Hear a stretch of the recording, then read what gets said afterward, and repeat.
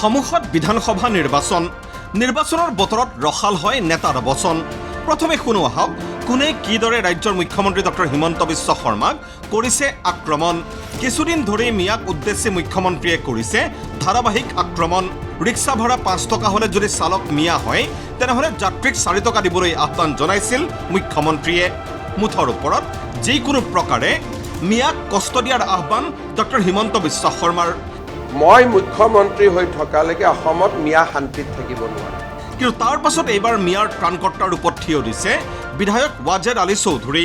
নৱগঠিত বীৰসিং জেৰুৱা সমষ্টিত নিৰ্বাচনৰ প্ৰচাৰ চলাই মুখ্যমন্ত্ৰীক ৱাজেদ আলী চৌধুৰীৰ পোনপটীয়া আক্ৰমণ। মুখ্যমন্ত্ৰীক মহাগুণ্ডা আখ্যা কংগ্ৰেছী বিধায়কজনৰ। আজকে আমাদের মানুষের সে মুখ্যমন্ত্রী বলে যে মিয়া মুসলমানরা যে রিক্সা চালাবে সেই রিক্সার ভাড়া 5 টাকা হলে 4 টাকা দেবা। কি রাজধানী কথা একটা মুখ্যমন্ত্রী এভাবে বলতে পারে, একটা গুন্ডা হে বলতে পারে, একটা গুন্ডা বলতে পারে, বড় গুন্ডা, আসলে গুন্ডা। 5 টাকা ভাড়া হবে সেখানে 4 টাকা দেবা। আর বলে আমি যত কষ্ট দিতে পারি মুসলমানকে তত কষ্ট আমি দেব। তো গুন্ডারাতে কি? অৱশ্যে মুখ্যমন্ত্ৰীয়ে 1951 চনৰ পূৰ্বে অসমলৈ অহা মিয়াক দিছিল খিলঞ্জীয়া আখ্যা।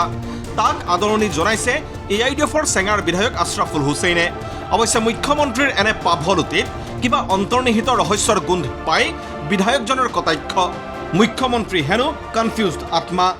এই চাৰ্টিফিকেট দিওঁতে 150 বুলি কওঁতে আমি নিশ্চিতভাৱে ভাল পাইছোঁ, তেওঁক আদৰণিও জনাইছোঁ যে 51 চনৰ আগৰ মুছলমান মানুহখিনি অন্ততঃ খিলঞ্জীয়া বুলি হ'লেও মুখ্যমন্ত্ৰী এবাৰ কৈছে।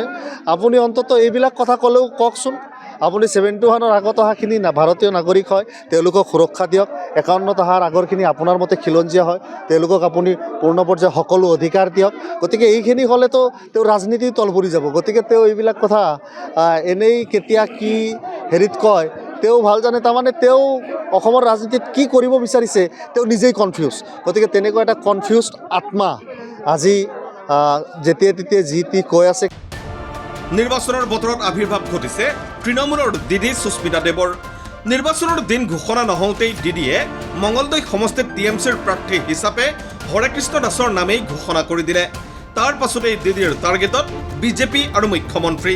সুস্মিতা দেৱে মুখ্যমন্ত্ৰীক তাহানিৰ পংকজ ধীৰ অভিনীত চন্দ্ৰকান্তা ধাৰাবাহিকৰ খলনায়ক শিৱদত্তৰ দৰে বিষ পুৰুষৰ সৈতে তুলনা কৰি ক'লে, बीजेपी पार्टी पूरे देश में युद्ध लगा के रखा है।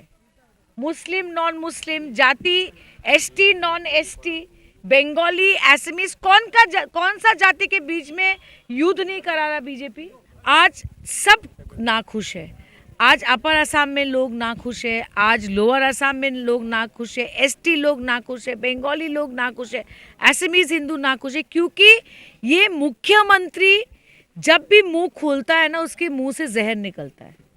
বিষ বুঝেন? হেমন্ত বিশ্ব শর্মা যতবার মুখ খুলে ওনার মুখ থেকে বিষ বেরোয়। तो ये डेमोक्रेसी है, ये पाकिस्तान नहीं है और अफगानिस्तान नहीं है कि कुछ भी बकवास करते रहो आप। एक डेमोक्रेसी में एक डेकोरम होता है। और मैं आसाम की जनता को कहना चाहती हूँ कि बीजेपी अगर फिर आया तो आसाम खत्म है। হিন্দু বাঙালী সমাজক ৰাজনীতিৰ বিনামূলীয়া জ্ঞান বিতৰণ কৰি সুস্মিতা দেৱে মুখ্যমন্ত্ৰীয়ে কিয় মিয়াক লৈ তালফাল লগাইছে তাক লৈও দিলে বিশদ ব্যাখ্যা। और मैं ये कह रही हूँ आज हिंदू बंगाली लोग को समझना चाहिए कि बीजेपी को अगर आसाम से गिराना है तो हिंदू बंगाली को हटना पड़ेगा। हाँ, बीजेपी से हटना पड़ेगा।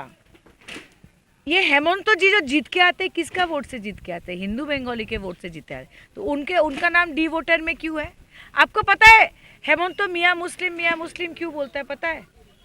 NRC आसाम अकॉर्ड में था, क्यों नहीं कर पाया अमित शाह और CM? तभी अपार असम को ठंडा लगने के लिए वो मियाँ मुसलमान को गाली देता है। आप 2019 में बोल दिया ये हजेला गड़बड़ किया, मैं NRC नहीं मानता। अब बोल रहे NRC होगा फिर SIR होगा, कुछ नहीं होगा। अमित शाह और हेमंत बिश्वा शर्मा जी कोई भी घुसपैठिया आसाम से नहीं निकाल सकते। मैं आज चैलेंज कर रही हूँ।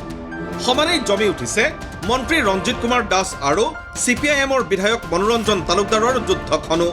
বৰ্তমান সৰভোগৰ বিধায়কজনক এণ্টাৰটেইনাৰ আখ্যা দিছিল মন্ত্ৰী ৰঞ্জিত দাসক নকল নবিছ আখ্যা বিধায়কজনৰ। তাৰ পাছত ৰঞ্জিত দাসৰ সৈতে নৱগঠিত ভৱানীপুৰ সৰভোগ সমষ্টিত ৱাটাৰ লু সদৃশ যুদ্ধ হ'ব বুলি ভৱিষ্যতবাণী বিধায়কজনৰ। নকল নবিছ আৰু এইটো সৰ্বজন বিদিত তেওঁ নকল নবিছ আৰু নকল নবিছ তেওঁ নকল কৰি থাকিব মুখ্যমন্ত্ৰীৰ কথা নকল কৰি থাকক। কি এণ্টাৰটেইনমেণ্ট পায় ইলেকশ্যনত দেখা যাব, এণ্টাৰটেইনে পায় না সাৰা জীৱনৰ কাৰণে দুখে পায়। ৱাটাৰ লু হ'ব বুলি কৈছোঁ। এইবাৰ ভৱানীপুৰ সৰ্বভোগ সমষ্টিত যদি ৰঞ্জিত দাস আহে ৱাটাৰ লু হ'ব, 2 মহাৰথীৰ যুঁজ হ'ব। মই যদি হাৰি যাওঁ মোৰ পাৰ্লামেণ্টাৰী পলিটিক্স আৰু ভৱিষ্যতে নাথাকিব। তেওঁ যদি হাৰে বহু আশা তেওঁ বুকুত বান্ধি লৈ আছে, কেতিয়াবা মুখ্যমন্ত্ৰী হোৱাৰ আশাও কৰে। তেওঁ হাৰি গ'লে তেওঁতো হাৰি যোৱাৰ সম্ভাৱনাই বেছি। তেওঁ হাৰি গ'লে তেওঁৰ জীৱনৰ কাৰণে শেষ। মন্ত্ৰী ৰঞ্জিত কুমাৰ দাসক বলৰীয়া আখ্যা দি মনোৰঞ্জন দাসে উদাহৰণসহ দিলে তাৰ ব্যাখ্যা। তেওঁ ভৱানীপুৰ সৰ্বভোগ এৰি পেলাই বজালি কিয় গৈছিল? কিয় পলাইছিল? তেওঁ বেয়া পাই যদি মই 96,000 ভোট কেনেকৈ পাওঁ? এইবাৰ লাখৰ ওপৰত পাম কৈ দিলোঁ। এতিয়া বজালিৰ পৰা পলাব যদি আহে, যোৱাবাৰ সৰভোগৰ পৰা পলালে, সেইটো পলাই ফুৰে, সেইটো পলৰীয়াই। কেৱল শাসক বিৰোধীয়ে নহয়, যুদ্ধ অব্যাহত আছে NDA শিবিৰতো। এইবাৰ বঙাইগাঁও সমষ্টি লাগে বিজেপিক। পত্নী দীপ্তিময়ী চৌধুৰীক বিধায়িকা সজাই সাংসদ ফণীভূষণ চৌধুৰীয়ে বঙাইগাঁৱত পৰিয়ালতান্ত্ৰিক ৰাজনীতিৰ সূচনা কৰাৰ অভিযোগ তুলিছিল বিজেপি নেতা ইতেশ বৰদলৈয়ে। তাৰ পাছতে ফণীভূষণ চৌধুৰীয়ে দাঙি ধৰিলে তেওঁৰ 40 বছৰীয়া ৰাজনৈতিক পৰিক্ৰমাৰ পৰাক্ৰম। বৰদলৈৰ দৰে নেতাক গুৰুত্বহীন আৰু উপলুঙা কৰি চৌধুৰীৰ মন্তব্য, কোৱাই কৈ থাকিব আমি হাতীত বহি থাকিম। ফণীভূষণ চৌধুৰী যদি ইতেশ বৰদলৈৰ কথাত যদি তাৰমানে ৰিয়েক্ট কৰিবলগীয়া হয়, তাৰ উত্তৰ দিব লাগে, এইটো সভা নাপায় বস্তুটো। মই এটা বিশেষ পজিশ্যনত আছোঁ। বস্তুটো মই মোটামুটি 40 বছৰ 4 মাহ মই তাৰমানে ৰাজনীতিত আছোঁ। মোৰ বিধায়ক আৰু MP হোৱা মই এনে তাৰমানে ইতেশ বৰদলৈৰ কথাৰ উত্তৰ দিব লাগে বুলি, প্ৰত্যুত্তৰ দিব লাগে বুলি, ক্লেৰিফিকেশ্যন দিব লাগিব মই বিবেচনা কাৰণে কৈ থাকিব। আমি হাতী গৈ থাকিম। গৈ থাকিম। Bureau report ND24।